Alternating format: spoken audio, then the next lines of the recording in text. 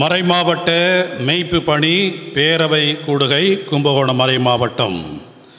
இந்நாளில் இப்பேரவை சிறப்பாக நடைபெற எல்லாம் வல்ல இறைவனிடத்திலே இறைஞ்சுவோம். உயிரான இறைவா, உறவான இறைவா, அன்பான எம் ஏசப்பா, அன்பான எம் ஏசப்பா, எம்மில் வாரும் எம்மில் தங்கும், எங்கள் செயல் யாவும் உம்மாலே ஜெயமாகி கூடும். எம்மில் வாரும் எம்மில் தங்கும், எங்கள் செயல் யாவும் உம்மாலே ஜெயமாகி கூடும். இயேசு ஞானத்தை தருகிறார். அவர் வாயினின்று அறிவும் பக்தியும் புத்தியும் வரும். நீதிமான்களுக்கென்று மெய்ஞானத்தை வைத்திருக்கின்றார். உத்தமமாய் நடக்கிறவர்களுக்கு அவர் கேடயமாய் இருக்கிறார். நீதிமொழிகள்.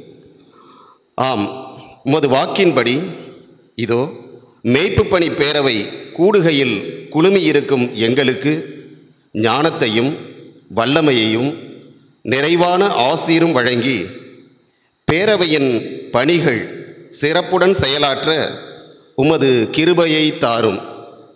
எங்களுக்கு கேடயமாயிரும். எங்கள் திருச்சபைக்கு உமது பேரன்பால் புதிதாக பொறுப்பேற்றுள்ள திருத்தந்தை வல்லமையோடு செயலாற்றவும் எங்களது மேய்ப்பு பணி மீண்டும் மீண்டும் எமது மறைமாவட்டம் முழுவதும் தலை தோங்கி எமது மறைமாவட்டம் முழுவதும் இறை ஒளியில் நிரம்பி நிறைவாழ்வில் நிகழவும் இவ்வேளையில் உம்மை இறைஞ்சி மன்றாடுகிறோம். எம்மோடு வாழும் நல்ல பிதாவே, ஆமேன். மறைமாவட்ட மெய்ப்பு பணி பேரவை கிறிஸ்துவ வாழ்வையும் பணிகளையும் அலசி ஆராய்ந்து மேம்படுத்தவும் பலப்படுத்தவும் தேவையான ஆலோசனைகளை நல்கிட இந்த அற்புதமான அமைப்பு பேரவை. மறைமாவட்டத்தின் பொதுநிலையினர், துறவரத்தார், அருள் பணியாளர்கள் ஆகிய முத்தரப்பினரும் சேர்ந்து மறைமாவட்டம் முழுவதும் பிரதிபலிக்கின்ற அற்புதமான ஒரு அமைப்பு. இந்த அருமையான இந்த கூடுகைக்கு சிறப்பு வருகை தந்திருக்கிற அத்துணை நல்ல உள்ளங்களையும் வரவேற்க அடியேன் இங்கே நிற்கிறேன். இருந்தது ஆனால் இல்லை என்கிற ஒரு வார்த்தைக்கு இணங்க மறைமாவட்டத்திலே மெய்ப்பு பணி பேரவை இருந்தது.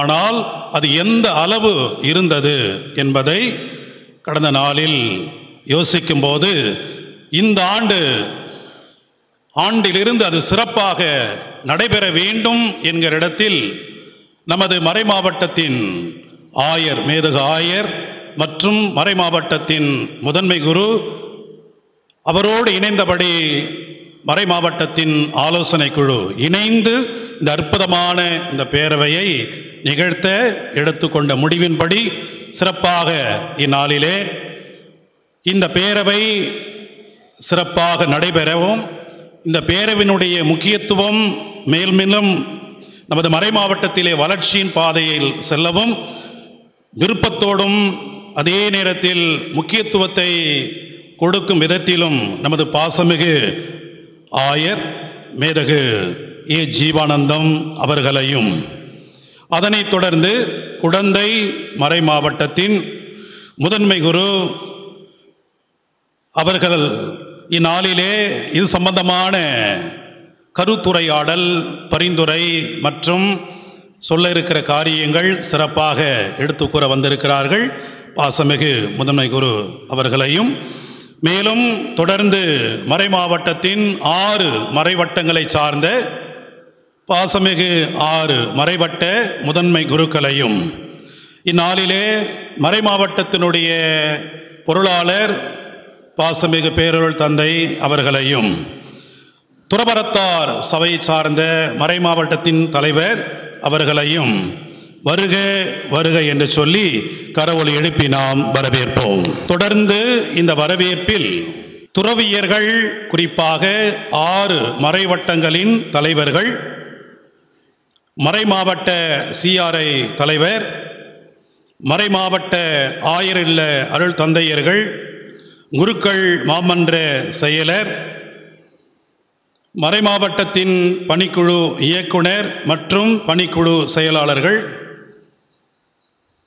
சாய் ரெப்ரசன்டேட்டிவ், கும்பகோணம் பல்நோக்கு சமூக சேவை மையம், பெரம்பலூர் பல்நோக்கு சமூக சேவை மையம், இறை அழைத்தல் பணிக்குழு, விவிலியம் அன்பியம் பொதுநிலையினர் பணிக்குழு, குடும்பம் இளையோர் பணிக்குழு, அருங்கொடை, தொடர்ந்து பெண்கள் பட்டியலின பணிக்குழு, கிறிஸ்துவ ஐக்கிய பேரவை பணிக்குழு, பணிக்குழுவை சார்ந்த செயலர்கள் ஒவ்வொருவரையும், பக்த சபைகள், மரியாயின் சேனை கமிசிய தலைவர்கள், வின்சென்ட் de பவுல் மத்திய சபை தலைவர், மறைமாவட்ட அன்பிய ஒருங்கிணைப்பாளர், கத்தோலிக்க சங்க தலைவர், கிறிஸ்துவ தொழிலாளர் இயக்க தலைவர், வேதியர்களின் பிரதிநிதி, கிறிஸ்துவ வாழ்வுரிமை இயக்க தலைவர், கிறிஸ்துவ சமூக மக்கள் இயக்க தலைவர் ஒவ்வொருவரையும் கரவொலி எழுப்பி அன்போடு வரவேற்கின்றேன். மறை மாவட்ட மெய்ப்பு பணி பேரவை அறிமுக உரை பேரருள் திரு எம் ஃப்ளமின்தாஸ் முதன்மை குரு அவர்களை அன்போடு அழைக்கின்றேன். மறைவட்ட முதன்மை தந்தையர்களே, பொருளாளர் தந்தை அவர்களே, மற்ற அருள் தந்தையர்களே, சிறப்பாக லீகல் செல் தந்தை அவர்களே, மற்ற பங்குகளில் வந்திருக்கக்கூடிய பங்கு பேரவை உறுப்பினர்களில் சார்பாக வந்திருக்கக்கூடியவர்களே, உங்கள் அனைவரையும் இந்த காலை நேரத்தில் மீண்டும் ஒரு முறை மறை மாவட்டத்தின் சார்பாக அன்போடு வரவேற்கின்றோம். இதனுடைய காலை அமர்வு இந்த மேய்ப்பு பணி பேரவை முக்கியத்துவம் என்ன, அதனால் நாம் செய்ய போவது என்ன, செயல்பாடுகள், இதற்கென்று ஒரு அமைப்பு முறை இருக்கிறது, என்ன அமைப்பு முறை, எப்படி நாம் ஒவ்வொருவரும் அதிலே செயல்படலாம், அடுத்ததாக இதை வைத்து கொண்டு முடித்துவிட்டு சில பொறுப்பாளர்களை நாம் தெரிவு செய்வோம். பொதுநில உங்கள் மத்தியில் இருந்தும் அந்த டிராஃப்டை வாசித்து மறை மாவட்டத்தில் இதைத்தான் நாம் செய்ய போகிறோம் அடுத்த 5-10 ஆண்டுகளுக்கு, அதற்கு பொதுநிலை பணி எப்படி இருக்க வேண்டும் என்பதை நீங்கள் வலியுறுத்துவதற்காகவும் இந்த மதிய அமர்வு இருக்கும். ஆகவே இந்த 2 அமர்வுகளும் கொஞ்சம் அதிகமாக நாம் பேசக்கூடியது, பகிரக்கூடியதாக இருக்கும். ஆகவே உங்களது கவனத்தை தயவுசெய்து இடத்திலே கொடுத்து விடுங்கள். சரி, இந்த இயேசு சொல்கிறாரு இறையரசு அப்படின்னு சொல்கிறார்.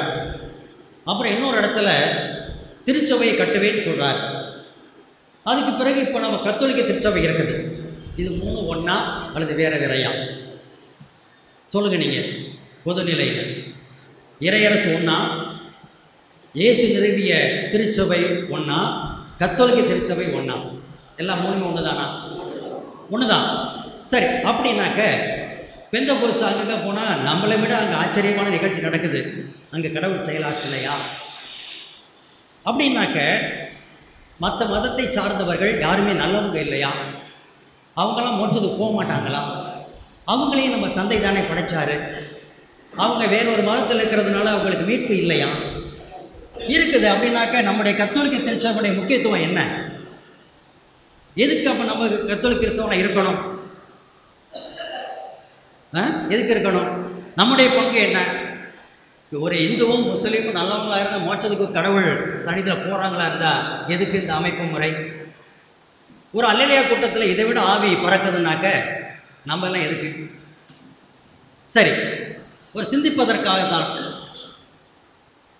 கத்தோலிக்க திரு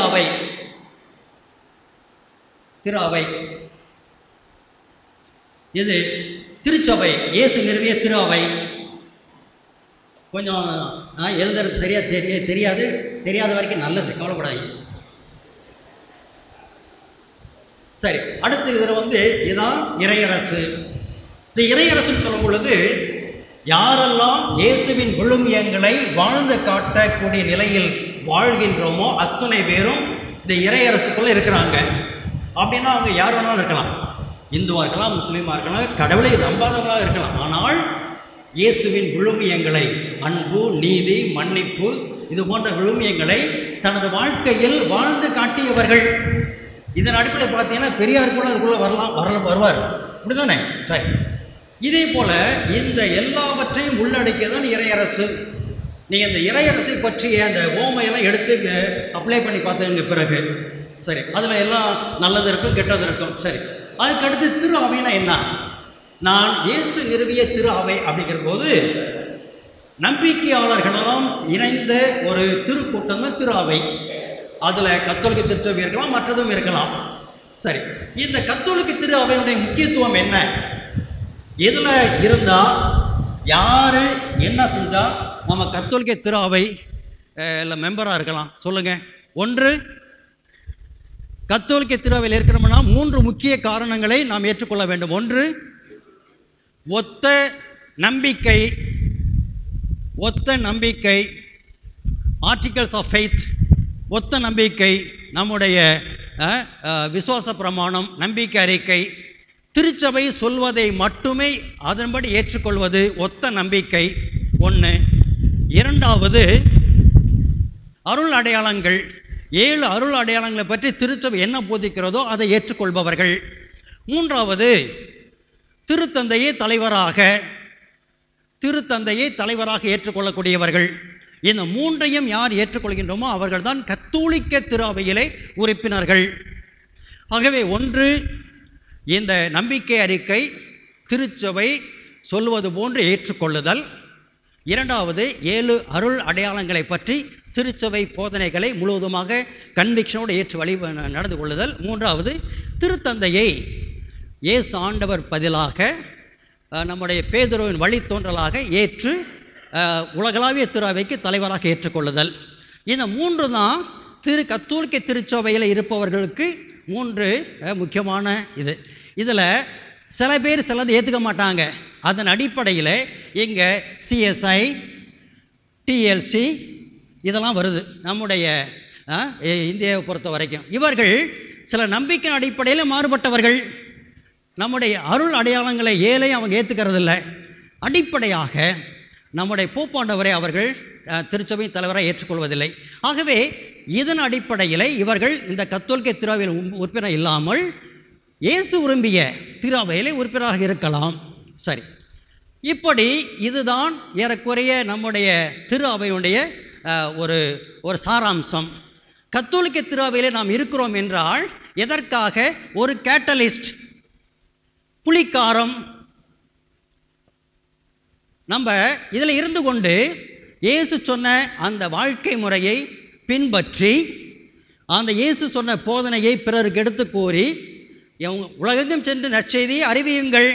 நம்முடைய எல்லோருடைய நோக்கமும் நற்செய்தி அறிவிப்பது, மீட்பு அறிவிப்பது. அறிவித்து புலிக்காரமாக இந்த நம்முடைய இதெல்லாம் இது வரைக்கும் போகணும். கத்தோலிக்க கிறிஸ்துவலாக இருந்து விட்டால் மட்டும் போதாது, நம்மால் இதையும் நாம் உள்ளடக்கிய வேண்டும். எனவே தான் ஐக்கிய பேரவை, எல்லா திருச்சபையும் நம்ம ஒருங்கிணைக்கிறோம். அடுத்ததாக சிறப்பாக பொதுவுடைய பங்கு என்னவென்றால், இவர்கள் வாழ்ந்து காட்டி இந்த கிறிஸ்தன் விழுமியங்களை இந்த சமுதாய நீரோட்டத்திலே வாழ்ந்து காட்டி சமுதாயத்தை தூய்மைப்படுத்துபவர்கள். அதான் பொதுநிலையோட முக்கியமான பங்கு. நீங்கள் உங்களது வாழ்வாள் இந்த சமுதாயத்தில் இறையரசை கட்டி எழுப்ப, அப்படி என்றால் எல்லோரையும் உள்ளடக்கி வாழக்கூடிய ஒரு வாழ்க்கை முறையை நாம் வாழ்ந்து காட்டுவதற்கும் பிறர் வாழ்வதற்கும் இந்த கத்தோலிக்க திரு அவை ஒரு மீட்பின் அடையாளமாக இருக்கிறது. சரி, அப்படி பார்க்கும் பொழுது அப்போ கத்தோலிக்க திரு அவையில் இருந்தால் என்ன, எல்லாத்துலேயும் மீட்பு கிடைக்கிறதா இருந்தால் சிஎஸ்எல் இருந்தால் ரெண்டுக்கு என்ன வித்தியாசம்? திருச்சபை சொல்கிறது எல்லாத்துலேயும் ஒரு வேளை மீட்பின் வரங்கள் கிடைக்கப்படலாம். ஆனால் கத்தோலிக்க திரு அவையிலே மட்டும் இயேசு விரும்பிய அந்த திரு அவை முழுவதுமாக செயல்படுகிறது. அப்படி என்றால் இந்த கத்தோலிக்க திரு அவை மீட்பு அடைவதற்கு ஒரு ஷுவர், திண்ணமான, உறுதியான ஒரு கருவியாக கடவுள் தாமே நமக்கு கொடுத்திருக்கிறார். ஆகவே தான் இதிலும் மற்றவைகளும் உள்ள வேறுபாடு. ஆகவே கத்தோலிக்க திரு அவை மீட்பின் ஒரு திண்ணமான அடையாளமாக இருக்கிறது. ஆகவே கத்தோலிக்க திருவை எவன் பின்பற்றுகிறானோ அவன் கண்டிப்பாக மீட்பு பெற்றவனாக இந்த உலகிலே வாழ்ந்து மறு உலகிலும் அந்த மீட்பை பெற்ற ஒரு அருள் நிலைக்கு செல்ல முடியும் என்று திருச்சபை நமக்கு காட்டுகிறது. ஆகவே கத்தோலிக்க திருவை மீட்பின் அடையாளம், சாக்ரமெண்ட் ஆஃப் சல்வேஷன். அடுத்ததாக நாம் ஒவ்வொருவரும் அந்த மீட்பை பிறருக்கு கொண்டு செல்வதற்கு இறைவனால் நம்மை தேர்ந்தெடுக்கப்பட்ட அடையாளங்கள். நாம் ஒவ்வொருவரும் கடவுளுடைய திருச்சபையின் அடையாளங்கள். நீங்கள் ஒவ்வொருத்தரும் அருள் அடையாளங்கள். எதற்காக? இந்த திரு அவை விழுமியங்களை வாழ்ந்து காட்டுவதற்காக. இப்போ இது திருச்சபைன்னு வச்சுக்குவோம். திருச்சபையில் ஒரு சாரார் இருக்கிறார்கள்.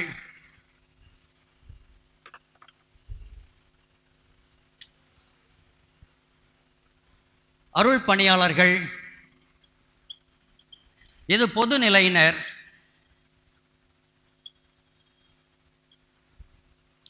ஆகவே இந்த அருள் பணியாளர்கள் பொதுநிலையினர் என்று திருச்சபையிலே இரண்டு நிலையில் இருப்பவர்கள் இருக்கிறார்கள். இந்த அருள் பணியாளர்கள் எதற்காக இருக்கிறார்கள்? 3 முக்கிய காரணத்துக்காக. ஒன்று,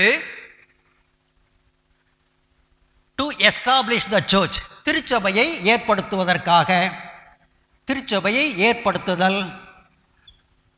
ஒரு ஊரில் பாப்பா டுகினியில் குருவே கிடையாது. நம்ம கேட்டிஸ்ட் நிறையா செய்கிறாரு, பேப்டிசம்லாம் கொடுக்குறாரு, எல்லாம் பண்ணுறாரு. எப்போயாவது ஒரு தடவை சாமியார வரல. அங்கே 30 வருஷமாக கேட்டிக்ஸ் தான் பேப்டிசம் கொடுக்குறாரு. அங்கே திருச்சபை ஏற்படுத்தப்பட்டதா இல்லையா? இல்லை. ஏன்? ஞானஸ்நானம் வாங்கிட்டாங்கங்க. திருச்சபையை நிறுவுவதற்கு ஒரு குரு தேவை, அருள் பணியாளர் தேவை. ஏனென்றால் திருச்சபை என்றால் என்ன?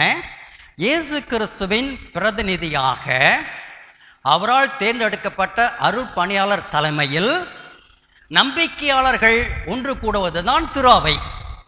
ஆகவே திரு அவை ஏற்படுத்தப்பட வேண்டும் என்றால் ஒரு இடத்திலே கண்டிப்பாக அங்கே அருள் பணியாளர் வேண்டும். எதற்காக? அவர்தான் இயேசு கிறிஸ்துவின் பிரதிநிதியாக, ஆயரின் பதிலாளியாக அங்கே செயல்படுபவர்.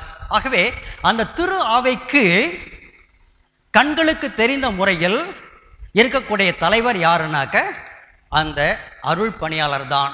ஆகவே ஒரு இடத்திலே திரு அவையை ஏற்படுத்துதல் அதற்கு தேவை. இரண்டாவது, இயேசுவை பிரசன்னப்படுத்துதல்,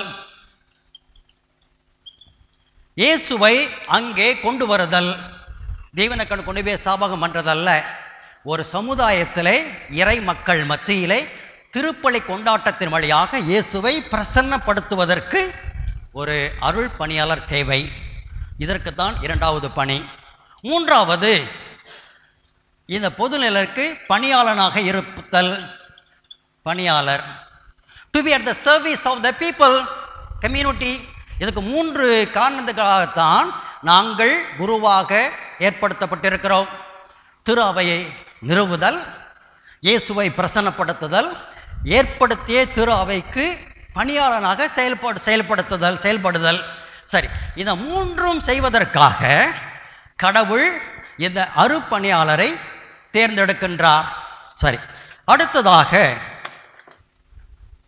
இந்த 2 பேர் பொதுநிலையினர் ஏற்கனவே சொல்லிட்டேன். அவர்கள் தங்களது வாழ்வாள், நீங்களாம் தங்களது வாழ்வாள் இறையரசை கட்டி எழுப்ப, அந்த நீரோட்டத்தை சுத்தம் பண்ணவும் புனிதப்படுத்தவும். You are going to consecrate the whole society. இவர் இந்த 3க்காக. சரி, இவர் இதை செய்வது தனது பணியால் செய்கிறார். இதை தனது வாழ்வாள் பொதுநிலை செய்கிறீர்கள். கடவுள் இந்த 2 பேரிடையும் இணைத்து இன்னொன்று அழைத்தலை கொடுக்கிறார். அதுதான் துறவியர். துறவியர் ஒன்று குருவாக இருப்பார்கள் அல்லது பொதுநிலையாக இருப்பார்கள். ஆகவே இவருடைய பணி என்ன? தனது பணியாலும் தனது வாழ்வாளும் வாழ்வாள் கிறிஸ்துவின் சீடர்களாக வாழ்வதற்கு இவளுக்கு தனிப்பட்ட அழைப்பு நெருக்கமாக இயேசுவை, ரொம்ப கஜாம தான் இருக்கும் பார்ப்பாங்க, நெருக்கமாக இயேசுவை பின்பற்றுதல். To follow Christ more closely.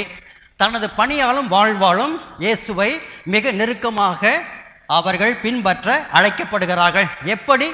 ஒவ்வொருவரும் தங்களது அந்த கான்ஸ்டிடியூஷன், அவங்களுடைய தனி வரம், அந்த வாழ்க்கை முறை, அந்த வார்த்தைப்பாடு வாழ்வு, இவைகள் வழியாக தனது வாழ்வாலும் பணியாலும் கிறிஸ்தவ போதனைகளை செயலாக்கம் பெறுவதற்கு இவர்கள் மேய்ப்பு பணிக்கு உதவியாக இருக்கிறார்கள். ஆகவே இந்த 3 பேருடைய பணியும் இப்போது சொல்லிவிட்டேன். ஒரு மறை மாவட்டத்தில் இந்த துறவியர் வெவ்வேறு கேரிசம், தனி வரத்தோடு இருக்கிறார்கள். ஆகவே இந்த தனி வரங்களை மறை மாவட்டத்துக்கென்று பயன்படுத்தி கொள்ளுவது ஆயருடைய பணி.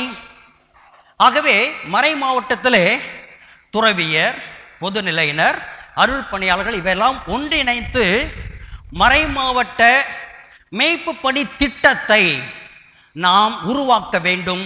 5 ஆண்டு திட்டம், 10 ஆண்டு திட்டம். அதிலே எல்லா தனிவரமான துறவியர்களும் இடம்பெறுகிறார்கள், அருள் தந்தையர்கள் இடம்பெறுகிறார்கள், பொதுநிலை இடம்பெறுகிறீர்கள். ஆகவே இந்த மேய்ப்பு பணி பேரவை என்பது நாம் ஒவ்வொருவரும் நமக்கென்றே உரித்தான தனித்துவமான பணிகளை செய்து காட்டுவதற்கு ஒரு தளத்தை ஏற்படுத்தி கொடுப்பது தான் இந்த மேய்ப்பு பணி பேரவை.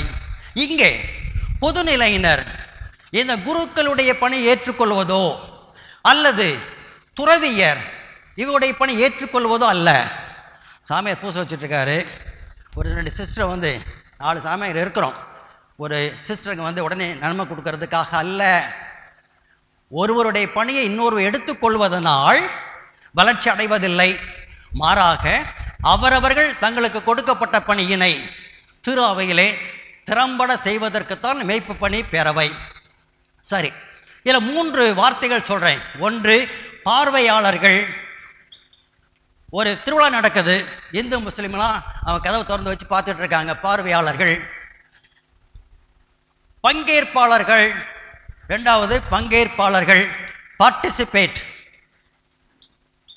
பங்கேற்பாளர்கள் 2 மெழுகுத்திரி, இவ்வளோ பெரிய ஒரு மாலை கொண்டு போய் கொடுத்து அரை மணி நேரம் உட்காந்து வேண்டிக்கிட்டு இருப்பான். அன்னைக்கு மட்டும், அந்த மற்ற ஆண்டு முழுவதும் கோயிலுக்கு வரவே மாட்டான். அப்படி தானே?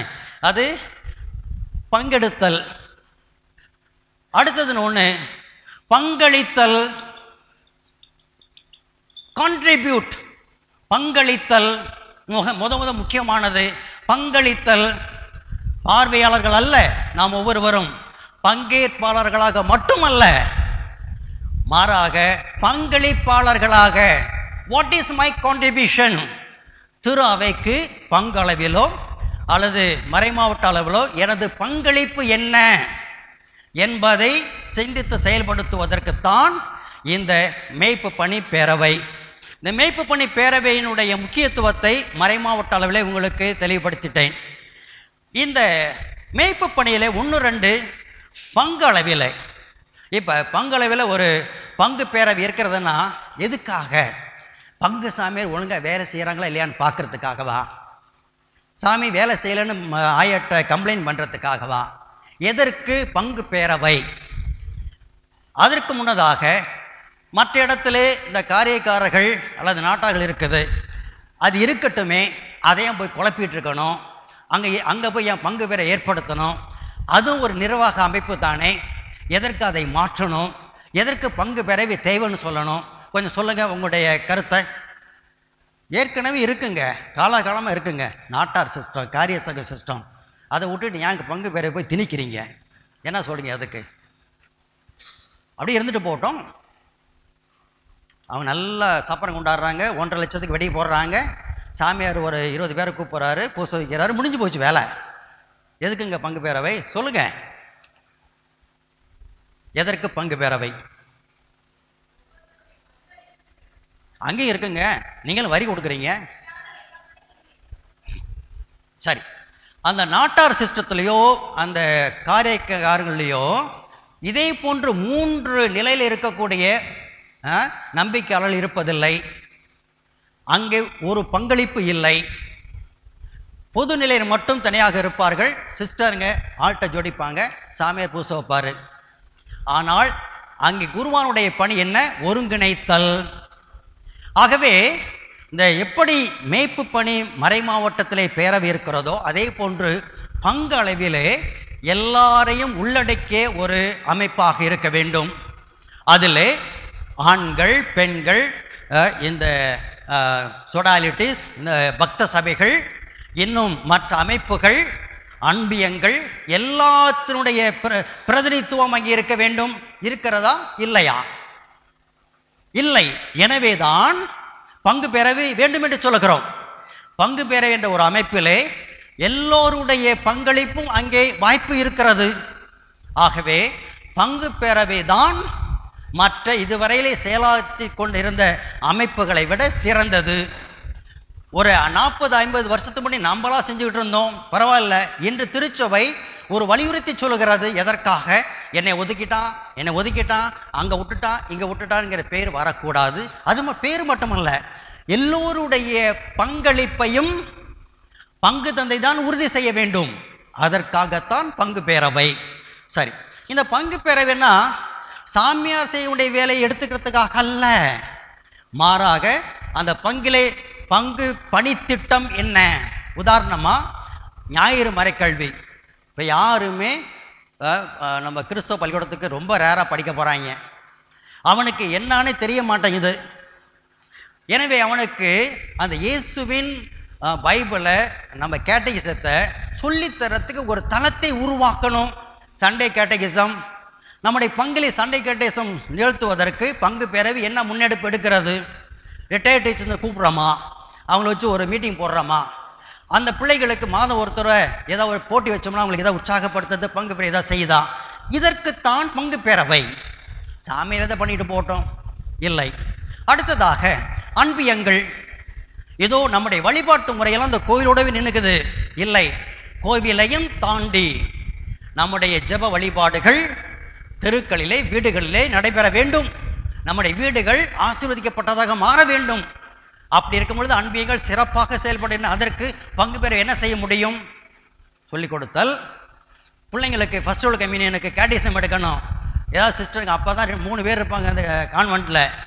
அதில் 2 பேருக்கு அந்த வருஷம் ஹாலிடே இருக்கும், ஹோம் ஹாலிடே போயிடுவாங்க. ஒருத்தர் மட்டும்தான் இருப்பாங்க, அல்லது 2 பேர் தான் இருப்பாங்க. சாமியார், சிஸ்டர் நீ அதை பார்த்துங்க. அவங்க சொல்லுவாங்க, அதை வருஷம் ஃபுல்லாக நாங்கள் பள்ளிக்கூடத்தில் ஓரி ஆடுறோம், ஒரு 10 நாள் கொஞ்சம் ஃப்ரீயாக இருக்க விடுங்களேன். ஏன், எதற்கு? பங்கு பேரவையிலே இயேசுவை சொல்லித்தரக்கூடிய யாரும் இல்லையா? கத்தோலிக்க ஆசிரியர்கள் யாரும் இல்லையா? அதில் ரிட்டையர்ட் ஆனவங்க கூட யாரும் இல்லையா? அப்படி என்றால் அது நம்முடைய பணி எல்லாம் இல்லையா? அதுதான் மறைபரப்பு உங்களது பணி. ஆகவே அந்த மறைபரப்பு பணியாகிய மறைக்கல்வி போதனையை நாம் எப்படி செய்ய முடியும் பங்கிலே என்று செயல் திட்டம் போடுவதற்கு பங்கு பேரவை தேவை. ஆகவே இப்படிப்பட்ட ஒவ்வொரு திட்டத்தையும் பங்கிலே செயல்படுத்துவதற்கு, திருவிழா கொண்டாட போகிறோம், வெடி வெடிக்கணும், ஆர்கெஸ்ட்ரா போடணும், எவன் மேலேயாவது அடிக்கணும், ஆஸ்பத்திரி கூட்டிகிட்டு போகணும், பிரச்சனை தான் தீர்க்கணும், இதுதான் திருவிழாவா? இந்த திருவிழாவிலே இதன் சார்பாக நாம் ஏதாவது ஒன்றை செய்ய முடியுமா? 1 லட்சம் வெடி போடுறோம், 50,000 வெடி போடுறோம், கொஞ்சம் குறைச்சிக்கிட்டு அந்த பணத்தை நம்முடைய ஊரில் இருக்கக்கூடிய ஏழை மாணவர்களுக்கு உதவி செய்ய முடியுமா இந்த ஆண்டு? ஏன் திங்க் பண்ணக்கூடாது? அதற்குத்தான் பங்கு பேரவை.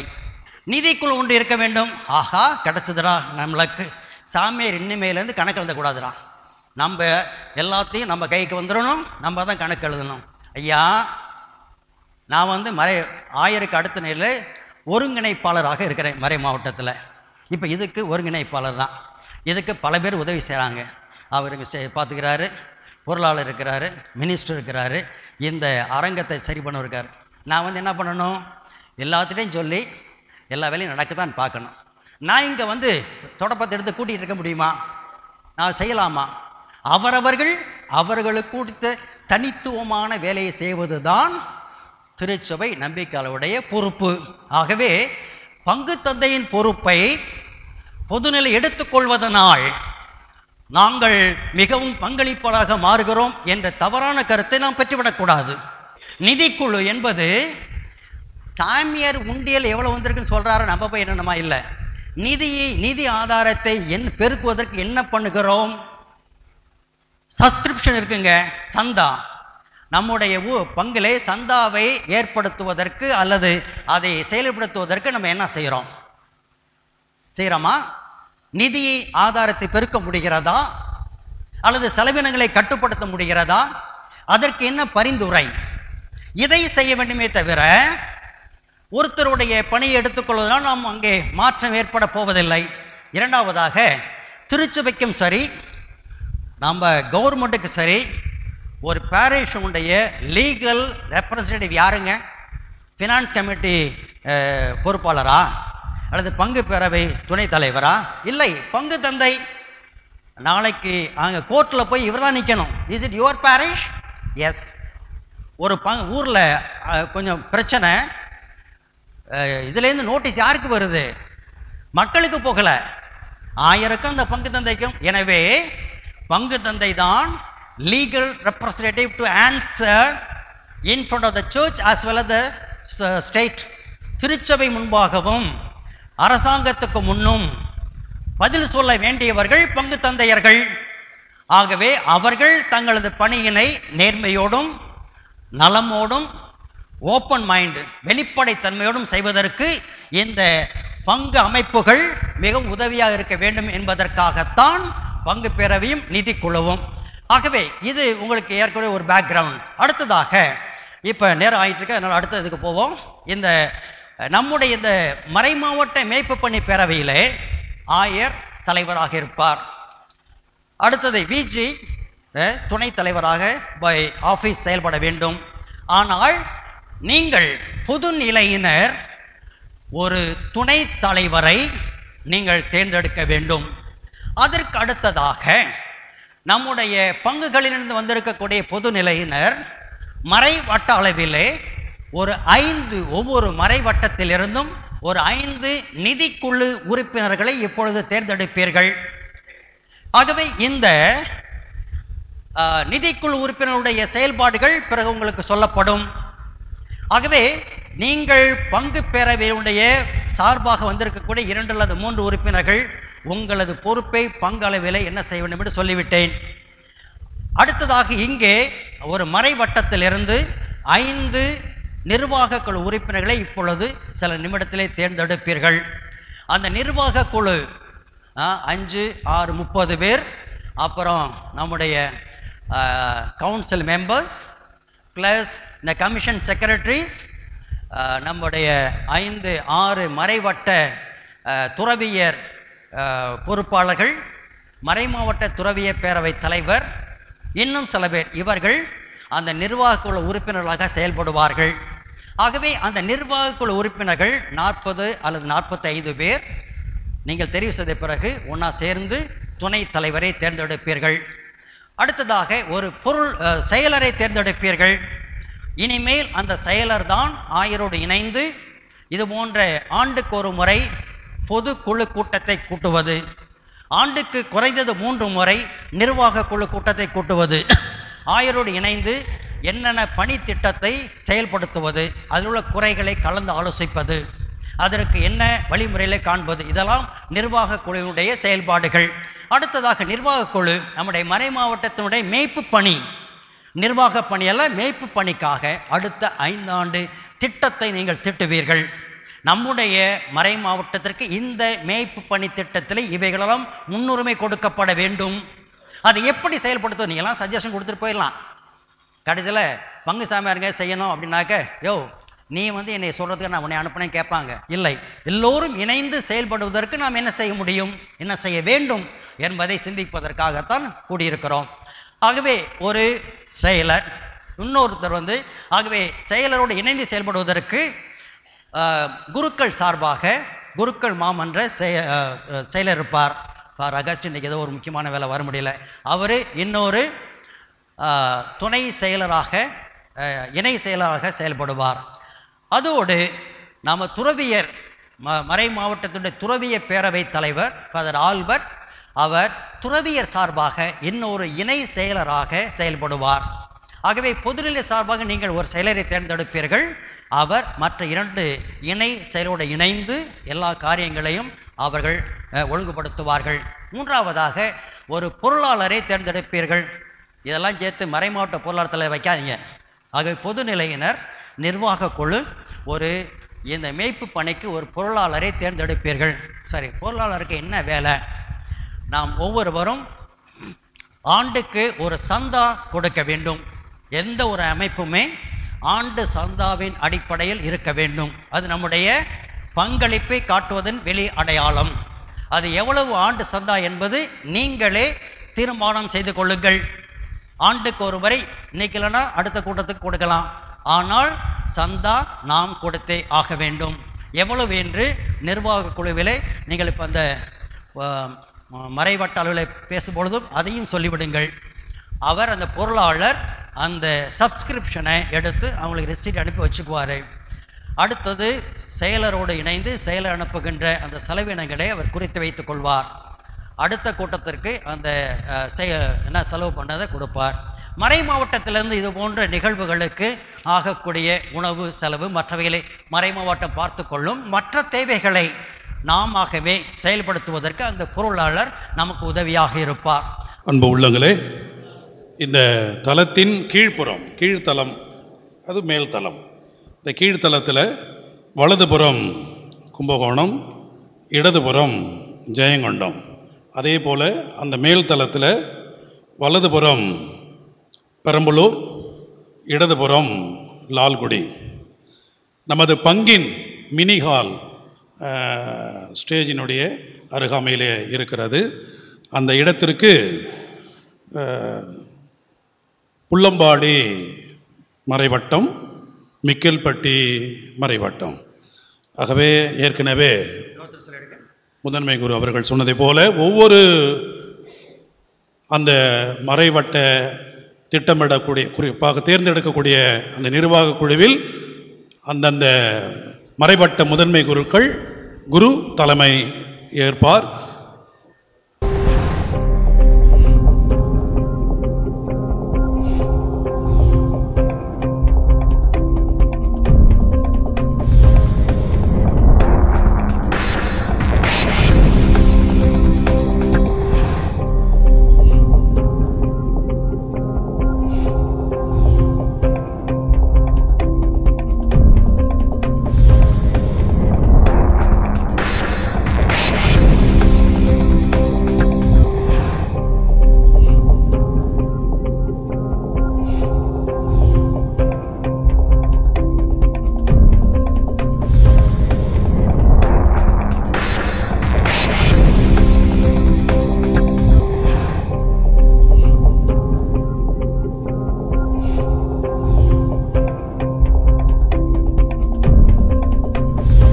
ஒவ்வொரு மறைவட்டங்கள் அடிப்படையில் இப்போது நான் வாசிக்கிற போது அந்த சிறப்பு அழைப்பாளர் இங்கே ஸ்டேஜ் மேடைக்கு அன்போடு அழைக்கப்படுகிறார்கள்.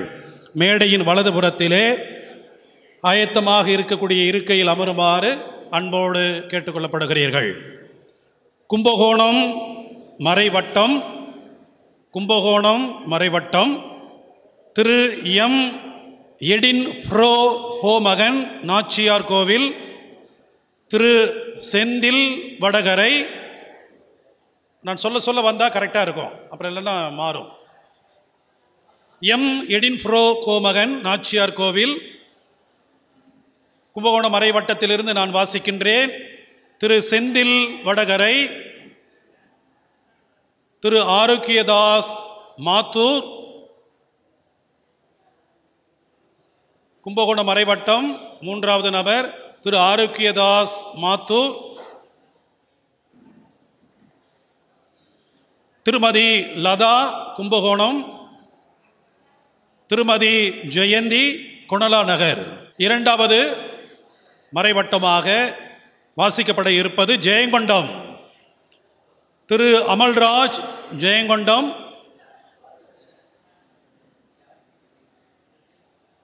திரு J Chinnappan Varadharajanpet, J Chinnappan Varadharajanpet, M Ruban Chinnapparaj Keezha Neduvai, திருமதி ஏ லலிதா குமிலங்குழி. ஐந்தாவது நபராக திருமதி ஹெச் சோஃபியா நடுவலூர். மூன்றாவது மறைவட்டமாக வாசிக்க இருப்பது Perambalur. S Jereen Perambalur, S Jayaraj Nuthapur, A Augustine Raj Annamangalam, S John Peter Fathimapuram, J Isabella Rani Thuraiyur. நான்காவது மறைவட்டமாக லால்குடி மறைவட்டம். யு அருளானந்தம் டோல்கேட் லால்குடி மறைவட்டம். இரண்டாவது ஒய் அலெக்ஸ் மணக்கால் பங்கு,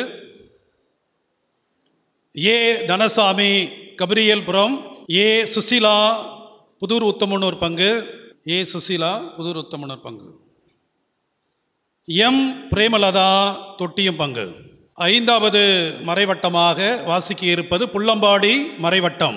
திரு G Divyaraj Kuvandakurichi, Thiru A Xavier Mirugalur, Thiru A Nelson Francis Vanthalai, Selvi H Stella Kallakudi, Thirumathi P Celestina Vanthalai. ஆறாவது மறைவட்டமாக வாசிக்க இருப்பது மிக்கேல்பட்டி.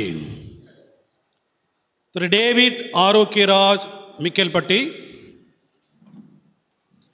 A Vinson Punavasal, Shantha Sheela Thiruvaiyaru, Rosy Megalathur, Caroline Poondi.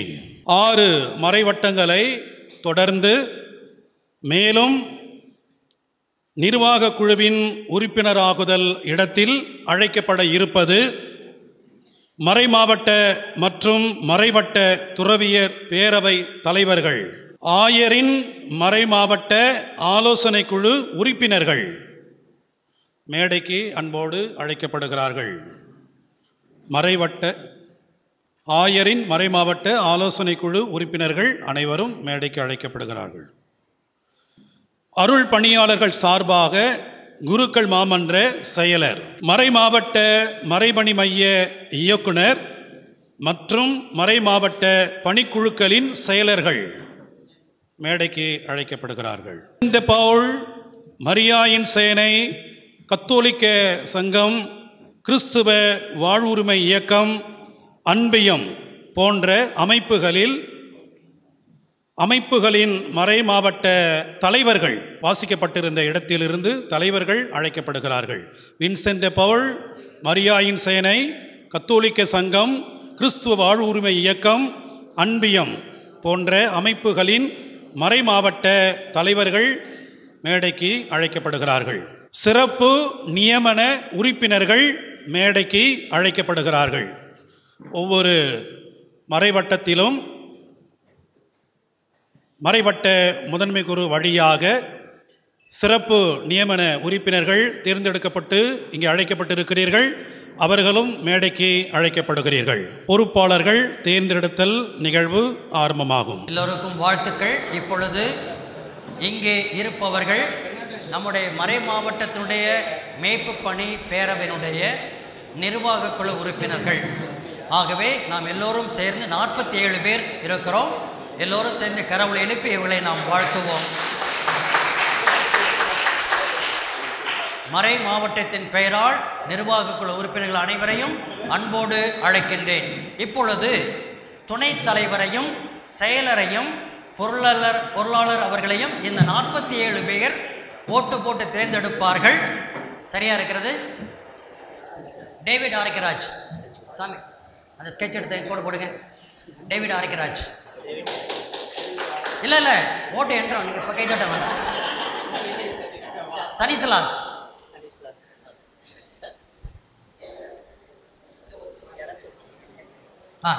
சனிசலாஸ் David Arokiaraj,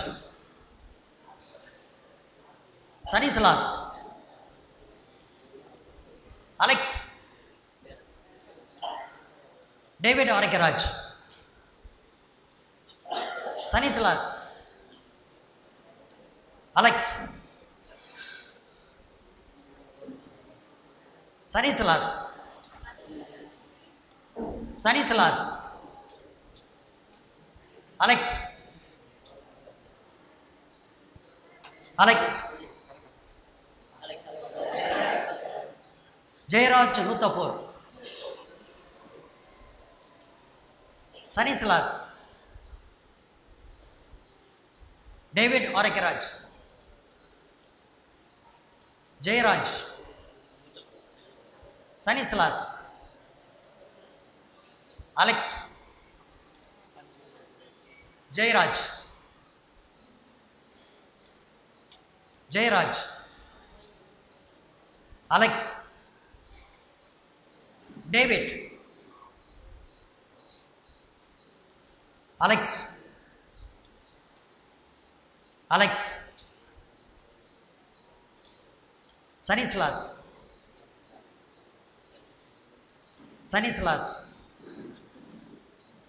Stanislaus, Alex, Stanislaus, Alex, Jayaraj, Alex, Stanislaus, Jayaraj, Alex, Stanislaus,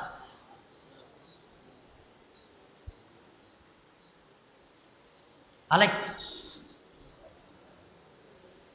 Alex, Alex, Stanislaus, Jayaraj, Stanislaus, Stanislaus, David Arokiaraj, David Arokiaraj, Stanislaus, Alex, Jayaraj, David Arokiaraj, Alex, David Arokiaraj,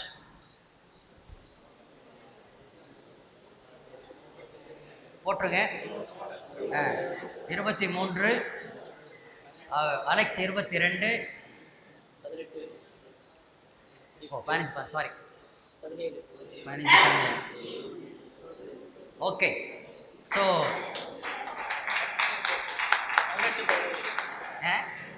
சனிசலாஸ் அவர்களே நம்முடைய துணைத் தலைவராக ஆயர் அவர்கள். பிறகு செயலருக்கு Jerin,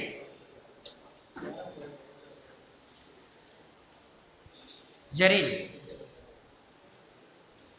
Jerin, Latha, Latha, Jerin, Jerin, Arulanandam, Jerin, Arulanandam, Jerin, Latha, Rosy, Arulanandam, Latha, Arulanandam, Jerin, Arulanandam, Rosy, Rosy, Rousey,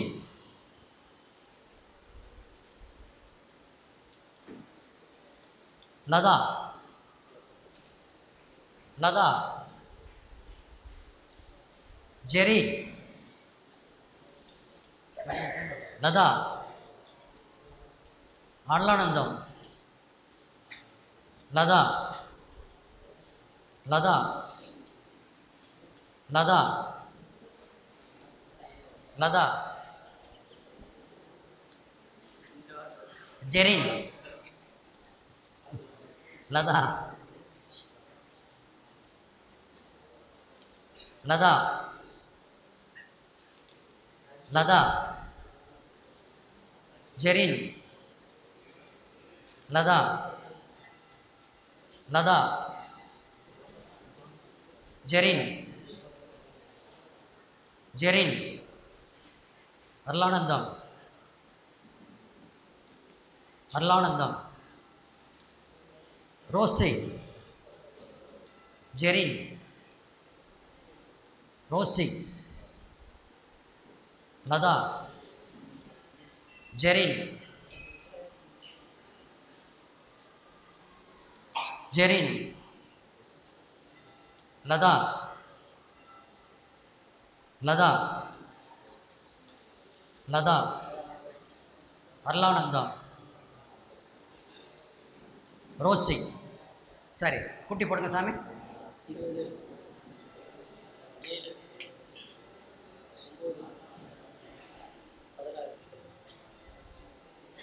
so Latha 20 வாழ்த்துக்கள், நன்றி. அடுத்தது பொருளாளர் Jerin, Jerin, Edinbro, Edin, Jerin, Edin,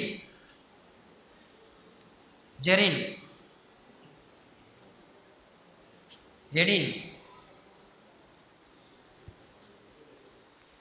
Jerin, Alex, Edin, Eddine,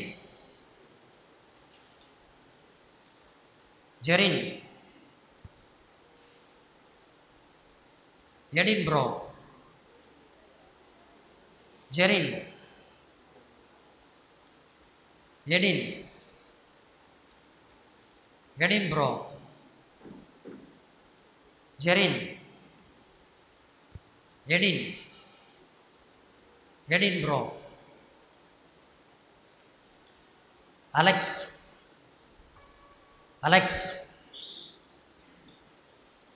Alex, Edinbro, Jerin, Jerin, Jerin, Alex, Alex,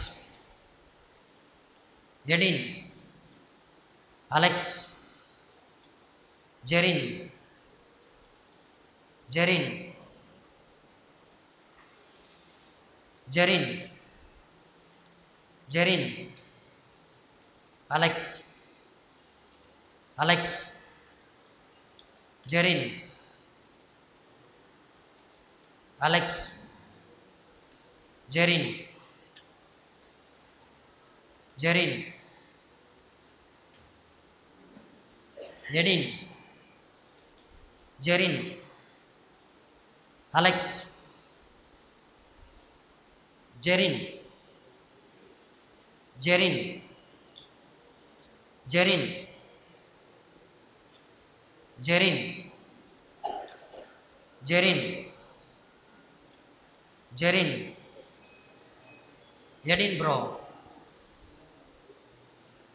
Jerin. எடி போடுங்க சாமி.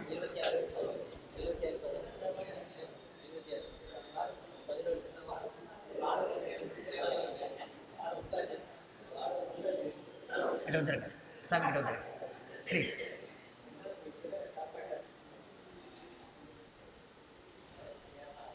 ஓகே, ஜெரின், பெரம்பலூர். தேர்ந்தெடுத்து கொடுத்த எல்லா நிர்வாக குழு உறுப்பினருக்கும் மனமார்ந்த நன்றியை தெரிவித்துக் கொள்கிறோம். எனது பெயர் டோம்னிக் ஜெரின். நான் பெரம்பலூர் பங்கை சேர்ந்தவன். பெரம்பலூர் பங்கில் நான் அனைத்து அன்பியங்களின் ஒருங்கிணைப்பாளராக இருக்கேன் கடந்த 6 மாதங்களாக. என்னோடய பர்சனல் வந்து நான் விஷுவல் டிசைன் லைலா காலேஜில் முடிச்சுட்டு சென்னையில் 10 இயர்ஸ் ஒர்க் பண்ணிகிட்டு இருந்தேன். இப்போ பெங்களூர் கம்பெனியில் லீட் விஷுவல் டிசைனராக ஒர்க் பண்ணிகிட்ருக்கேன். ஒர்க் ஃப்ரம் ஹோம், கொரோனாக்கு அப்புறத்துலேருந்து வீட்டிலேருந்து ஒர்க் பண்ணிகிட்ருக்கேன். மந்த்லி ஒன்ஸ் ரிப்போர்ட் பண்ணிகிட்ருக்கேன் கம்பெனிக்கு. நன்றி. இது நன்றி.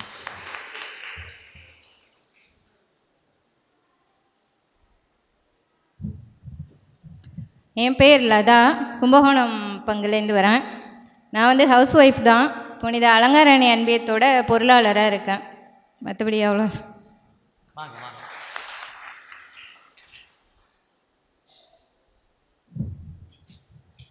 அனைவருக்கும் வணக்கம். நான் புள்ளம்பாடி பங்குலேருந்து வர்றேன். நான் ஓய்வு பெற்ற காவல்துறை சப் இன்ஸ்பெக்டராக இருந்து ஓய்வு பெற்றிருக்கிறேன். புள்ளம்பாடியில் கீபோர்டு கோயிலில் பண்ணிகிட்ருக்கிறேன்.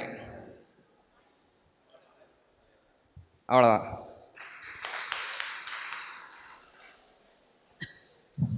அனைவருக்கும் வணக்கம். என்னுடைய பெயர் அருட்பணியாளர் ஆல்பர்ட், கார்மெல் சபையை சார்ந்தவர். வலங்கைமான் பங்கினுடைய பங்கு அருட்பணியாளராக இருக்கிறேன். நான் ஒருத்தர் தான் மறைமாவட்ட துறவியர் பேரவையினுடைய மறைமாவட்ட தலைவராக இருப்பதால் by office I am elected. நன்றி நன்றி நன்றி. எனது அன்பிற்கும் பாசத்திற்கும் உரிய சகோதரிகளே, சகோதரர்களே, உங்கள் அனைவருக்கும் மாலை வணக்கத்தை தெரிவித்துக் கொள்கின்றேன். இன்றைக்கு உண்மையிலேயே எனக்கு ஒரு மனநிறைவை தருகின்ற நாளாக இது அமைந்திருக்கிறது. ஏனெனில் மறைமாவட்ட அளவில் எல்லா பங்குகளிலிருந்தும் பிரதிநிதிகளாக இங்கே வந்து மறைமாவட்ட மெய்ப்பு பணி பேரவையை நாம் ஏற்படுத்தி இருக்கிறோம்.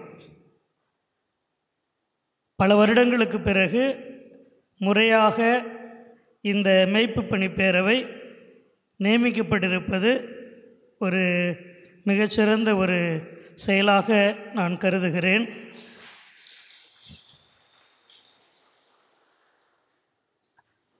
அதற்கு உங்கள் அனைவரையும் நான் மனதார பாராட்ட வேண்டும். ஏனெனில் இந்த வெயில் காலத்தில் பல்வேறு ஊர்களிலிருந்து, தொலைதூரங்களிலிருந்து சிரமம் எடுத்து இங்கே வந்து இந்த நாளை செலவிட்டிருக்கிறீர்கள். ஆகவே உங்கள் அனைத்து பங்கு தந்தையருக்கும் உங்களுக்கும் எனது நன்றியை தெரிவித்துக் கொள்கிறேன். அதிலும் குறிப்பாக நீங்கள் அனைவரும் பொதுக்குழு உறுப்பினர்கள், நிர்வாகக்குழு உறுப்பினர்கள் தேர்ந்தெடுக்கப்பட்டிருக்கிறார்கள். துணைத் தலைவர் தேர்ந்தெடுக்கப்பட்டிருக்கிறார், செயலர் தேர்ந்தெடுக்கப்பட்டிருக்கிறார் மற்றும் பொருளாளர் தேர்ந்தெடுக்கப்பட்டிருக்கிறார். இவர்கள் அனைவருக்கும் நமது வாழ்த்துக்களை கரவொலி மூலம் எழுப்புவோம்.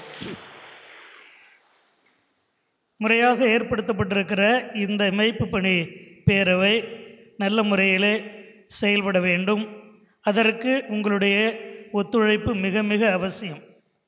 இன்று எப்படி முயற்சி எடுத்து சிரமம் எடுத்து வந்தீர்களோ அதே போன்று இனி வருகின்ற காலங்கள் நடைபெறுகின்ற எல்லா கூட்டங்களிலும் தவறாமல் கலந்து கொண்டு நீங்கள் உங்களுடைய பங்கேற்பையும் பங்களிப்பையும் உறுதி செய்ய வேண்டும் என்று அன்போடு உங்களை கேட்டுக்கொள்கின்றேன்.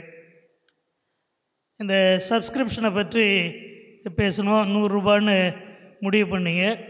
இது பணம் ஒரு பெரிய தடையாக நமக்கு இருக்கக்கூடாது. ஏனெனில் நீங்கள் எல்லோருமே தாராள மனம் படைத்தவர்கள். பல காரியங்களுக்காக நீங்கள் உங்களுடைய நன்கொடைகளை பங்குகளிலும் சரி மறைமாவட்ட அளவிலும் தேவைப்படுகிற பொழுது வழங்குகிறீர்கள். ஆகவே இது ஒரு துவக்கமாக இருக்கட்டும். இந்த பணத்தை கொண்டு நாம் எவ்வாறு நிர்வாகம் செய்கிறோம், அதற்கு பிறகு ஒரு வருடம் கழித்து அதையெல்லாம் பார்த்துவிட்டு பிறகு அதை வேண்டுமானால் நாம் அதிகப்படுத்தி கொள்ள முயற்சி செய்யலாம் என்பதை அன்போடு தெரிவித்துக் கொள்கிறேன். ஒரு சிலர் 500, 1000 கொடுக்கலான்னு சொன்னீங்க. அந்த தாராள உள்ளங்களுக்கும் எனது நன்றியை தெரிவித்துக் கொள்கிறேன். அடுத்து இந்த மறைமாவட்ட மெய்ப்பு பணி பேரவை எவ்வளவு முக்கியம் என்பது நம் அனைவருக்கும் தெரிந்திருக்க வேண்டும். ஏனெனில் ஒரு மறைமாவட்டம் இருக்கிறது என்றால் அது எதற்காக என்றால் நற்செய்தி பணி ஆற்றுவதற்காக. அது ஆயருடைய தலைமையிலே குருக்கள், துறவியர், பொதுநிலையோடு சேர்ந்து செய்யப்படுகின்ற வேலை. அது திரு அவையினுடைய எல்லாருடைய வேலை பணி. அந்த பணியை பல விதங்களில் ஆற்றுகின்றோம். நிர்வாகம் இருக்கிறது, திருவழிபாடு இருக்கிறது, அருட்சாதனங்கள் இருக்கிறது, மற்ற நிதி நிர்வாகம், இது எல்லாம் இருக்கிறது. ஆகவே இது எல்லாவற்றையும் யாரோ ஒருவர் மட்டும் செய்வது சாத்தியமல்ல. அதில் எவ்வளவு பேர் அதிகமாக ஈடுபடுகிறார்களோ அவ்வளவுக்கு திரு அவை வளரும். திருச்சபையில் பார்த்தீங்கன்னா எல்லா நாடுகளிலும் பார்த்தீர்கள் என்றால் எங்கெங்கெல்லாம் பொதுநிலையினர் அதிக ஆர்வத்தோடு ஈடுபடுகிறார்களோ அங்கே தான் திரு அவை வளர்ந்திருக்கிறது. மற்ற இடங்களில் குருக்கள் துறவியர் மட்டும் எவ்வளோதான் முரண்டாலும் அங்கு வளர்ச்சி என்பதை பார்க்க முடியாது. ஆனால் நம்முடைய மறைமாவட்டத்தில் அப்படிப்பட்ட நிலை இல்லாமல் உங்களுடைய பங்களிப்போடு சிறப்பாக செயல்பட வேண்டும். நான் சொன்ன இந்த அத்தனை பணிகளுக்கும் உங்களுடைய ஆலோசனை மிக மிக அவசியம். உங்களுடைய கருத்துக்கள் மிக மிக அவசியம். அதை பெறுவதற்கான ஒரு முயற்சி தான் இந்த மறைமாவட்ட மேய்ப்பு பணி பேரவை என்பதை தந்தை அவர்களும் மிக அழகாக விளக்கி சொன்னார். அதை மீண்டும் உங்களுக்கு தெரிவித்துக் கொள்கிறேன். அடுத்து பங்கு மேய்ப்பு பணி பேரவை. எல்லாமே என்ன நினைக்கிறோம், பங்கு பேரவைன்னு சொல்கிறோம். அந்த சொல்லாடலிலேயே ஒரு முரண்பாடு இருக்குது. சில பேர் பங்கு பேரவைன்னு தான் சொல்லுவாங்க. ஆனால் அது பங்கு பேரவை அல்ல, பங்கு மேய்ப்பு பணி பேரவை. எப்படி மறைமாவட்ட மேய்ப்பு பணி பேரவைன்னு சொல்கிறோமோ அதுபோன்று பங்கு மேய்ப்பு பணி பேரவை. பங்கு பேரவைன்னு நினச்சிக்கிறாங்க எல்லாம் நம்மளுக்கு தான் செய்யணும், எல்லாம் நாங்கள் தான் செய்வோம், நாங்கள் தான் எல்லாம் முடிவெடுப்போம் அப்படிங்கிற மனப்பானம் வந்துடும்.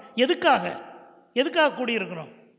ஒரு பணி இருக்குல்ல, எவெஞ்சலைசேஷன் இருக்குல்ல, நற்செய்தி பணி, அந்த அதுதான் மேய்ப்பு பணி, அதுதான் 1000 தலைமை நடக்குது. அந்த பணியை செய்வதற்காகனா இந்த குழுக்கள்லாம் இருக்குது. ஆகவே ஏதோ நம்ம ஃபாதர் சொன்னது மாதிரி பங்கு பேருக்கு போயிட்டால் சாமியாரை கண்ட்ரோல் பண்ணலாம், இல்லை பணத்தில் கண்ட்ரோல் பண்ணலாம், அந்த மாதிரிலாம் கிடையாது. அதற்காக அல்ல, மாறாக நிர்வாகம் நல்ல முறையில் நடைபெறுவதற்கு மேய்ப்பு பணி சரியாக நடைபெறும். மெய்ப்பணியில் பார்த்திங்கன்னா இப்போ இளைஞர் இருக்குது, அது மெய்ப்பணி. நோயாளிகள் கவனிக்கப்படுகிறார்களா, தாழ்த்தப்பட்ட மக்கள் இருக்கிறார்களா, ஏழைகள் இருக்கிறார், இவர்கள் எல்லாமே பணி செய்ய வேண்டி இருக்கிறது.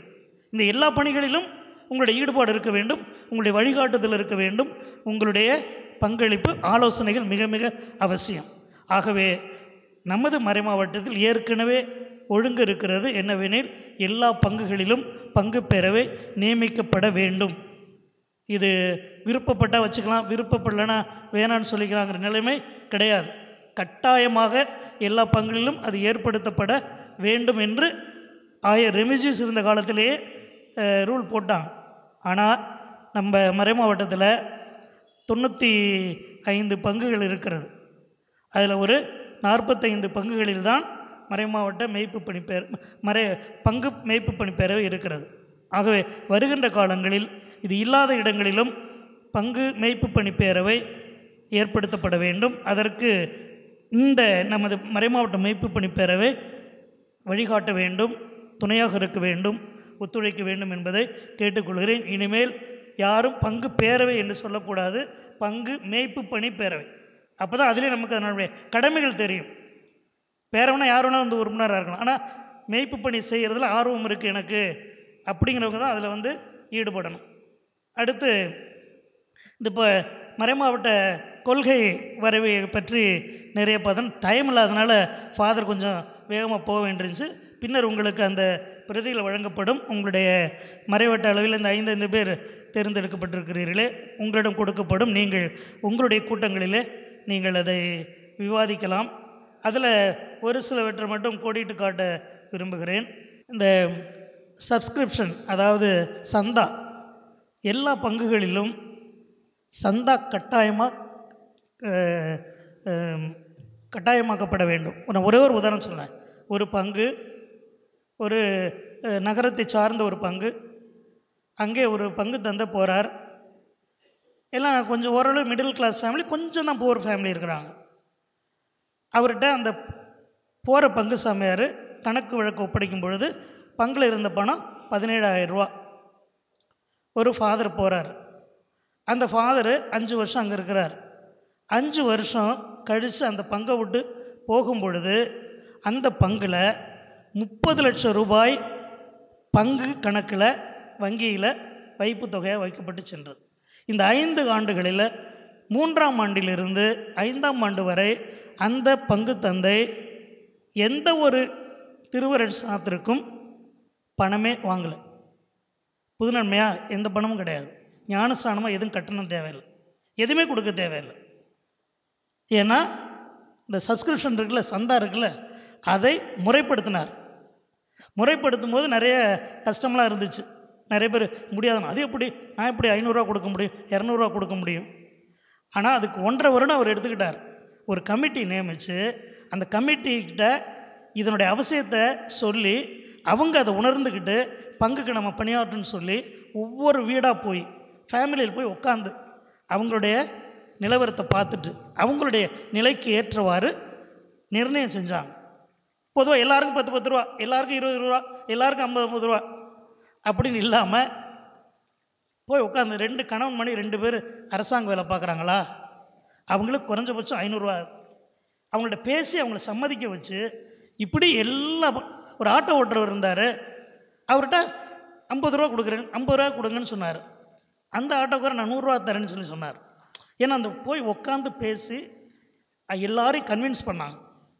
அதற்கு பிறகு தான் இந்த நிலைமை வந்திருக்கு. அப்போனா எல்லா குடும்பங்களும் அவருடைய பங்கை கொடுத்தாங்கன்னா அது எவ்வளோ பெரிய தொகை வரும் என்று பார்த்து கொள்ளுங்கள். இது நான் சொன்னது எந்த கற்பனையோ இல்லை, பொய்யோ இல்லை, முழுக்க 100% உண்மை. அதுக்கு வேணால் ப்ரூஃப்னால் சொல்ல முடியும். அவர் ஒருத்தர் அது ரொம்ப கஷ்டப்பட்டார் ஆரம்பத்தில், ஜனங்களை புரிஞ்சுக்கல. அப்போது திருவருட் சாதனங்கள்லாம் கடவுள் கொடுக்குற கொடன் தானே சொல்கிறோம், அதை ஃப்ரீயாக வழங்கலாம். பார்த்தீங்களா, உங்களுக்கு உரிமை இருக்குது. ஏன்னா பங்குக்கு நீங்கள் கான்ட்ரிபியூட் பண்ணுறீங்க. அந்த ஒரு நிலைமை நம்முடைய மறைமாவட்டத்தில் வர வேண்டும் என்று நான் உண்மையிலேயே ஆசைப்படுகிறேன். அப்படி வருவதற்கு நீங்கள் உதவி செய்ய வேண்டும். அதற்கான திட்டங்களை நாம் தான் தீட்ட வேண்டும். இந்த மறைமாவட்ட மெய்ப்பு பணி பேரவையில் உள்ள உறுப்பினர்களாகி நாம் தான் அதற்கான முயற்சிகளை எடுக்க வேண்டும் என்பதை அன்போடு கேட்டுக்கொள்கிறேன். அடுத்து இந்த திருவிழா பற்றி சொன்னாங்க. அதில் ஒரு வந்து இப்போ காலமெல்லாம் எவ்வளோ மாறிக்கிட்டு வருது. சட்டங்கள்லாம் ரொம்ப கடுமையாக இருக்கிறது. சட்டம் சொல்லி தான் நமக்கு அன்பை கற்றுக் கொடுக்கணும்னு அவசியம் இல்லை. நம்ம ஆண்டவரே சொல்லியிருக்கிறார், நாம் அனைவரும் இறைவனுடைய பிள்ளைகள், நாம் அனைவரும் சமமாக மதிக்கப்பட வேண்டும், எல்லோருக்கும் எல்லா பங்கும் கொடுக்கப்பட வேண்டும் என்பதில் எந்த மாற்று கருத்து இருக்க முடியாது. ஆகவே பங்கு திருவிழா என்றால் அந்த பங்கில் உள்ள முதலில் அந்த ஊரில் உள்ள எல்லா மக்களிடமிருந்தும் இந்த வரி வசூலிக்கப்பட வேண்டும். அது ஒரு குழு அமைச்சு அந்த குழு வசூலித்து பங்குத்தந்தனுடைய தலைமையில் திருவிழாக்கள் நடத்த வேண்டும் என்பது மறைமாவட்டத்தினுடைய பாலிசி திட்டம். அடுத்து சப்பரம், எல்லா தெருக்களுக்கும் போகக்கூடிய தெரு, எந்தெந்த தெருக்கெலாம் சப்பரம் போக முடியுமோ, ஒரு சின்ன குறுகலான தெரு எதுவுமே போக முடியாதுன்னு அங்கே யாரும் அடம் பிடிக்க மாட்டாங்க. ஆனால் எல்லா பகுதி மக்களுக்கும் தெருக்களுக்கும் இந்த சப்பரம் ஏதாவது ஒரு சப்பரமாக செல்ல வேண்டும் என்பதும் நமது மறைமாவட்டத்தினுடைய ஒழுங்கு. அது இப்போ தான் திட்டம் தீட்டி கொண்டிருக்கிறோம். அதை பரவலாக்கப்பட வேண்டும். அதற்கு உங்களுடைய ஒத்துழைப்பு வேண்டும் என்றும் உங்களை அன்போடு கேட்டுக்கொள்கிறேன். அடுத்து இந்த மேஸ் இன்டென்ஷன், இந்த பூசைக்கு ஆன கருத்து கொடுக்கறத பற்றி ஃபாதர் சொன்னாங்க. இப்போ ஒன்றை சொல்கிறேன், நம்ம மறைமாவட்டத்தில் நடக்கிறத சொல்கிறேன். 195 பங்கு இருக்குது, 192 இல்லை 95 பங்கு இருக்குது, 192 ஃபாதர்ஸ் இருக்கிறோம். இந்த 192 ஃபாதர்ஸ் கொஞ்சம் பேர் வெளிநாட்டில் இருக்காங்க, ஒரு 145 பேர் மறைமாவட்டத்தில் இருக்கிறாங்க. ஒரு தந்தைக்கு ஒரு மாதத்திற்கு 10,000 ரூபாய் சாப்பாட்டுக்கு காசு கொடுக்குறோம். ஒரு ஆளுக்கு 10,000 தான் பணம் நிர்ணயிக்கப்பட்டு கொடுக்கப்பட்டு வருகிறது. இந்த ஒரு ஃபாதருக்கு 10,000 கொடுக்குறோம்னா வசதியான பங்குகளில் அந்த பணத்தை எடுத்துக்க சொல்கிறோம். கணக்கில் வாசிச்சிருப்பாங்க. நீங்கள் ஒரு ஜெயங்கொண்டம் இருக்குன்னா அங்கெல்லாம் ஃபுல்லாக சாமியார் தான் பணம் பங்குலேருந்து தான் எடுத்துக்கணும். 2 பேர் இருந்தாங்கன்னா 20,000 ரூபா. அதே மாதிரி ஒரு சில பங்குகள் இருக்குது. ஆனால் பெரும்பான்மையான பங்குகளுக்கு மறைமாவட்டம் தான் கொடுக்குது. அப்போ ஒரு மறைமாவட்டத்துக்கு ஒரு வருஷத்துக்கு இந்த சாப்பாடு மட்டும் கொடுக்குறோம் பார்த்தீங்களா, அதுக்கு எவ்வளோ தெரியுமா காசு ஆகுது? 1,20,00,000. 1,20,00,000, 10 லட்சம் ஒரு மாதத்துக்கு. ஒரு மாதம் கடைசியில் ஆச்சுன்னா ஃபாதருக்கு வந்து யார் யாருக்கு பணம் போச்சா, எத்தனை பணத்தை எடுத்து கொடுக்கறது, ஒவ்வொரு மாதமும் அங்கே அந்த பிரச்சனை. இது இல்லாமல் பூசைக்கு காசு கொடுக்குறோம்.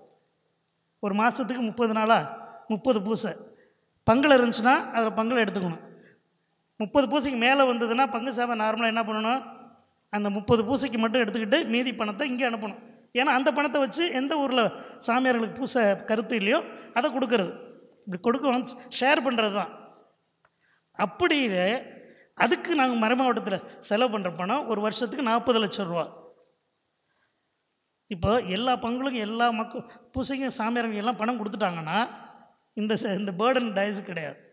இது இல்லாமல் மருத்துவ செலவு குறைஞ்சபட்சம் 50 லட்சம் ரூபா ஆகுது. ஒரு ஃபாதருக்கு ஹார்ட் பிரச்சனைன்னு போனால் 10 லட்ச ரூபாவது இல்லாமல் ட்ரீட்மெண்ட் கொடுக்க முடியல. ஒரே சமயத்தில் 2-3 பேர் கூட சிக்காயிடுவாங்க. இப்போ மொத்தம் எவ்வளவு வருது பாருங்க. அது 120, இது ஒரு 40, அது ஒரு 50, 2.25 கோடி ஒரு வருஷத்துக்கு இதற்காக செலவாகுது. இதை வெளிப்படையாக உங்கள்கிட்ட சொல்கிறேன். ஏன்னா இது மறைக்கிறதுக்கு ஒன்றும் இல்லை. இதுக்கு மறைமாட்டம் ரொம்ப தடுமாற்றம். இதுக்கான வருமானம் நிறைய வந்துக்கிட்டு இருந்தால் தான் நாம் அதை செய்ய முடியும்.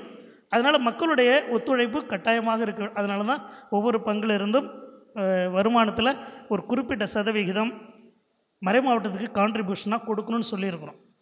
இப்போக்கி 7.5% தான் இப்போ வசூலிச்சுட்டு இருக்கார். 7.5%. அதில் 95 பங்கில் கிட்டத்தட்ட 45 பங்கு இல்லை, எத்தனை பங்கு வந்துருக்கு. இப்போ இந்த வருஷம் ஃபாதர் கலெக்ட் பண்ணி அதில் 16 லட்சம் கலெக்ட் பண்ணியிருக்கிறார். அவருக்கு ஃபாதருக்கு நம்ம வாழ்த்துக்களை சொல்லணும். ஏன்னா ஃபாதர்கிட்ட இருந்து பங்குகளிலிருந்து இங்கே பணத்தை வரவழைக்கிறது அவ்வளோ சிரமமாக இருக்குது, உண்மையாக சொல்கிறேன். அதனால தான் இந்த நிதி நிர்வாகம் வெளிப்படையாக இருக்கணும்னு சொன்னால் மக்களுடைய கான்ட்ரிபியூஷன். ஒரு ஃபாதர் இருக்கிறார், 24 மணி நேரம் ஒரு ஊரில் இருக்கிறார், பேச்சு வாங்குறாரு.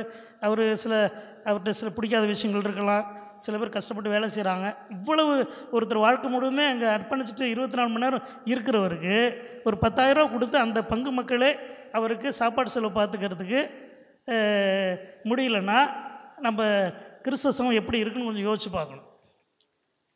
அதனால தான் உங்களுடைய கான்ட்ரிபியூஷன் ரொம்ப ரொம்ப முக்கியம். அடுத்து இந்த மாஸ் இன்டென்ஷன் சொன்னல, இங்கே மீதி எக்ஸ்ட்ரா இருக்கிறதுலாம் இங்கே டயஸுக்கு வந்துடும் சொல்லி அதையும் நம்ம கொஞ்சம் நெறிப்படுத்தணும். அதுக்கும் உங்களுடைய ஒத்துழைப்பு ரொம்ப ரொம்ப தேவை. இவ்வளோ தான் பெரும்பாலும் சொல்ல வேண்டியிருந்துச்சு. இன்றைக்கு இந்த நாள் இப்படி சிறப்பாக நடந்து முடிந்திருக்கிறதுனா அதுக்கு முழு காரணம் நமது மறைமாவட்ட முதன்மை தந்தை அவர்கள். ஏன்னா இந்த டிராஃப்ட்டு இந்த பாலிசியெல்லாம் வச்சோம்ல, இது எல்லா பங்குகளில் இருந்தும் பங்கு தந்தையரிடமிருந்தும் வரவழைச்சு அதெல்லாம் ஒன்றா சேர்த்து அதை ஒரு 5 கட்டங்களாக டிஸ்கஸ் பண்ணி, சின்ன குழுக்களை டிஸ்கஸ் பண்ணி, மறை வட்ட அளவில் டிஸ்கஸ் பண்ணி, மறை மாவட்ட அளவில் டிஸ்கஸ் பண்ணி, இன்றைக்கி உங்களோடையும் டிஸ்கஸ் பண்ணி இதை தயாரிச்சிருக்கிறோம். இதற்கு மேல் குருக்களுடைய பொதுக்குழு கூட்டத்தில் அதை கொடுத்து அவங்களுடைய கருத்தையும் கேட்டு தான் அதை டிக்ளேர் பண்ணுவோம், பிரகடனப்படுத்துவோம். இது மறை மாவட்டத்தினுடைய பாலிசி கொள்கை வரைவு இதுதான் சொல்லி அதுதான் அப்புறம் நம்ம எல்லோரும் பின்பற்ற போகிறோம். நிறைய விஷயங்கள் ஏற்கனவே இருந்தது தான், ஒரு சில விஷயங்கள் புதிதாக இருக்குது. அதனால் ஃபாதர் இதெல்லாம் கலெக்ட் பண்ணி இதெல்லாம் எல்லாத்தையும் டைப் அடித்து எல்லாத்தையும் வகைப்படுத்தி ஒழுங்குபடுத்தி கம்ப்யூட்டரில் அவ்வளோ வேலை செய்கிறார். Day and night is working. அது ஏதாவது மறை மாவட்டத்துக்கு நேர்மறையாக கான்ட்ரிபியூட் பண்ணணுங்கிறதுல ரொம்ப கண்ணும் கருத்துமாக இருந்து அதை செய்து முடித்திருக்கிறார். அவருக்கு உதவியாக என்னுடைய செயலர், ஆயருடைய செயலர், மற்ற தந்தையர், இன்னொரு தந்தை ஜெயன் ஒருத்தர் இருக்கிறார். இவங்கெல்லாம் உதவி செய்கிறாங்க. மறை மாவட்ட பொருளாளர் அவர் இருக்கிறார். இந்த மறை மாவட்ட மேய்ப்பு பணி, இந்த மறைவட்ட இந்த இது என்ன சென்டர் மறைப்பணி நிலைய இயக்குனர், பணிக்குழுவினுடைய செயலர்கள் எல்லாரும் செஞ்சுருக்காங்க. அதனால் அவர்களுக்கும் இவர்களெல்லாம் ஒருங்கிணைத்து இந்த மாபெரும் காரியத்தை செய்து முடித்திருக்கிற முதன்மை தந்தை அவர்களுக்கு மீண்டும் ஒரு முறை பலத்த கரவொலி எழுப்பி நமது நன்றியும் பாராட்டையும் தெரிவித்துக் கொள்வோம். அடுத்து வந்திருந்த உங்கள் அனைவருக்கும் சிறப்பான நன்றிகள். உங்களுடைய பங்களிப்பு தொடர்ந்து இருக்க வேண்டும். மறை மாவட்டத்தினுடைய தூண்கள் உண்மையிலேயே நீங்கள் தான். ஆகவே பொதுநிலையின்றி, அவருடைய ஒத்துழைப்பின்றி, பங்களிப்பின்றி இந்த திரு அவை வளர்ச்சி பெறுவது என்பது சாத்தியம் அல்ல என்பதை நாம் இன்று உணர்ந்திருக்கிறோம். இந்த நாளை நாம் கொடுத்திருக்கிற வழங்கிய இறைவனுக்கு நாம் நன்றி கூறுவோம். நீங்கள் அனைவரும் பத்திரமாக உங்களுடைய இல்லங்கள் திரும்ப வேண்டும். ஆகவே மீண்டும் ஒரு முறை உங்கள் ஒவ்வொருவருக்கும் எனது தனிப்பட்ட நன்றியை மறைமாவட்டத்தின் சார்பிலே தெரிவித்துக் கொள்கின்றேன். மறைமாவட்ட இந்த பாஸ்டல் சென்டருடைய டைரக்டர் அவர்களுக்கும் எனது சிறப்பான நன்றியை தெரிவித்துக் கொள்கிறேன். அவரோடு இணைந்து பணியாற்றுகின்ற வேதியர்கள், பணியாளர்கள் அனைவருக்கும் நன்றி. இந்த உணவிற்கு, மதிய உணவிற்கும் இப்பொழுது தேநருக்கும் ஏற்பாடு செய்திருக்கிற தந்தையருக்கும் எனது நெஞ்சார்ந்த நன்றிகளை தெரிவித்துக் கொள்கிறேன். ஒட்டுமொத்தமாக உங்கள் அனைவருக்கும் ஒவ்வொருவருக்கும் எனது சிறந்தாழ்ந்த நன்றிகளும் பாராட்டுக்களும். இந்த நிர்வாகக் குழுவிற்கு நியமன உறுப்பினர்களாக இருவரை நான் நியமிப்பதில் பெருமகிழ்ச்சி அடைகிறேன். ஒன்று திருவாளர் பாப்பு வில்லியம் துறையூர் பங்கு, அடுத்து திருவாளர் அலெக்ஸ் வடுகர்பேட்டை பங்கு. இவர் பத்திரிகை துறையில் சிறப்பாக பணியாற்றியிருக்கிறார். ஆகவே அவர் நம்முடைய பிரதிநிதியாகவும் மறைமாவட்டத்தின் பிரதிநிதியாகவும் செயல்படுவார். அவருக்கு நமது வாழ்த்துதலை தெரிவித்துக் கொள்வோம். அடுத்து இந்த பொதுநிலை பணிக்குழு, நிறைய பணிக்குழுக்கள் இருக்கிறது. ஒவ்வொரு பணிக்குழுவுக்கும் செயலர் மறைமாவட்டத்தில் ஒரு அருட்தந்தை தான் இருப்பார். ஆனால் அந்த பொதுநிலையர் பணிக்குழுவுக்கு ஒரு பொதுநிலையர் தலைவராக இருப்பதான், செயலராக இருப்பதான் பொருத்தமாக இருக்கும். ஆகவே திருவாளர் பாப்பு வில்லியம் அவர்களை நமது மறைமாவட்டத்தினுடைய பொதுநிலை பணிக்குழுவினுடைய செயலராகவும் நியமிக்கின்றோம். நீங்கள் நினைக்கலாம், ஏன் திடீர்னு இவங்க எங்கேருந்து வந்தாங்கன்னு. இவங்க 2 பேரும் ஏற்கனவே பல விதங்களில் அவர்களாகவே தன்னார்வத்தோடு நிறைய பணிகளை மறைமாவட்டத்திற்கு செய்து கொண்டிருக்கிறார்கள். அவர் பாப்பு வில்லியம் சார் பல இடங்களுக்கு மறைமாவட்டத்தின் சார்பாக போய் மற்ற மறைமாவட்டத்தில் பொதுநிலையினருக்கு பயிற்சிக்கான வேலையெல்லாம் செய்திருக்கிறார். அவர்களுக்கு கருத்துரையெல்லாம் வழங்கியிருக்கிறார். அது மற்ற தந்தையர்களால், மறைமாவட்ட தந்தையர்களால் பாராட்டப்பட்டது. ஆகவே அவர் ஏற்கனவே பணிக்குழுவில் ரொம்ப சிறப்பாக பணியாற்றியிருக்கிறார். ஆகவே அவர்கள் இருவரையும் நமது நிர்வாகக் குழுவிற்கு நியமன உறுப்பினராக வரவேற்கின்றோம். மீண்டும் ஒரு முறை அவர்களுக்கு நமது பாராட்டை தெரிவித்துள்ளோம். கிறிஸ்துவில் பிரியமானவர்களே, இன்றைய நிகழ்வு முழுவதையும் ஆசீர்வதித்து வழிநடத்திய கிருபைக்காக இறைவனுக்கு முதல் நன்றியை கூறிவிட்டு, தலைமை தாங்கி நடத்திய மேதக ஆயர் அவர்களுக்கும், அறிமுக உரை மற்றும் பேரவை விதிமுறைகள் வழங்கிய முதன்மை குரு பிலோமிந்தாஸ் அவர்களுக்கும், பங்கு தந்தை அவர்களுக்கும் மற்றும் அருட்தந்தையர்களுக்கும், வருகை பதிவு செய்த வேதியர்களுக்கும், தொடக்க ஜெபம் வழங்கிய அன்பிய ஒருங்கிணைப்பாளர் திரு அந்தோனிராஜ் அவர்களுக்கும், வரவேற்புரை வழங்கிய அருள் திரு ராஜமாணிக்கம் அவர்களுக்கும், தேர்ந்தெடுக்கப்பட்ட ஒவ்வொரு நிர்வாக குழு உறுப்பினர்களுக்கும் மற்றும் தேர்ந்தெடுக்கப்பட்ட துணைத் தலைவர் மற்றும் பொருளாளர் அவருக்கும் மற்றும் பல்வேறு பங்குகளிலிருந்து வந்திருக்கும் அனைத்து உறுப்பினர்களுக்கும் என் நன்றியை தெரிவித்துக் கொள்கிறேன். தந்தை மகன் தூய ஆவியாரின் பெயராலே, ஆண்டவருடைய பெயராலே நமக்கு உதவி உண்டு. ஆண்டவர் உங்களோடு இருப்பாராக. மன்றாடுவோமாக. எங்களெல்லாம் படைத்து பராமரித்து பாதுகாத்து வருகின்ற எங்கள் அன்பு தெய்வமே, இந்த நாளை நீரை முன்குறித்து வைத்து எங்கள் அனைவரையும் ஒன்று கூட்டி இந்த மறைமாவட்டத்தினுடைய செயலாற்ற மிக்க உறுப்பினர்களாக நாங்கள் செயல்பட எங்களை அழைத்திருக்கிறீர். அதற்காக உமக்கு நன்றி செலுத்துகிறோம். மறைமாவட்ட மேய்ப்பு பணிப்பேரையினுடைய பொதுக்குழு உறுப்பினர்களாகவும் நிர்வாகக்குழு உறுப்பினர்களாகவும் தேர்ந்தெடுக்கப்பட்டிருக்கிற இவர்கள் அனைவருக்காகவும் உமக்கு நன்றி செலுத்துகின்றோம். இவர்களையும் இவரது குடும்பங்களையும் நீர் நிறைவாக ஆசிர்வதியும். உங்கள் தூயாவின் அருளால் இவருடைய குடும்பங்களையும் இவர் வசிக்கின்ற இல்லங்களையும் ஆசிர்வதித்து, எந்த தீமையும் தீய சக்தி நோயும் இவர்கள் அணுகாமல் இவர் பரிசுத்தமாக மகிழ்ச்சியோடு வாழ அருள் புரிவீராக. இவர்கள் இந்த மறைமாவட்டத்தினுடைய வளர்ச்சிக்காக எடுக்கின்ற எல்லா முயற்சிகளையும் பங்களிப்பையும் பங்கேற்பையும் நீர் நிறைவாக ஆசீர்வதித்தருளும். எங்களுடைய பணி வாழ்வு வழியாக உமது இறையரசு மறைமாவட்டத்திலே செழித்தோங்க வளர நீரை எங்களுக்கு அருள் புரியும். எங்கள் ஒவ்வொருவரையும் உமது அன்பிலும் அருளிலும் இரக்கத்திலும் வைத்து என்றும் காக்க வேண்டுமென்று எங்கள் ஆண்டவர் கிறிஸ்து வழியாக உம்மை மன்றாடுகின்றோம். ஆண்டவர் உங்களோடு இருப்பாராக. எல்லாம் வல்ல இறைவன் தந்தை மகன் தூய ஆவியார் உங்கள் அனைவரையும் ஆசீர்வதிப்பாராக.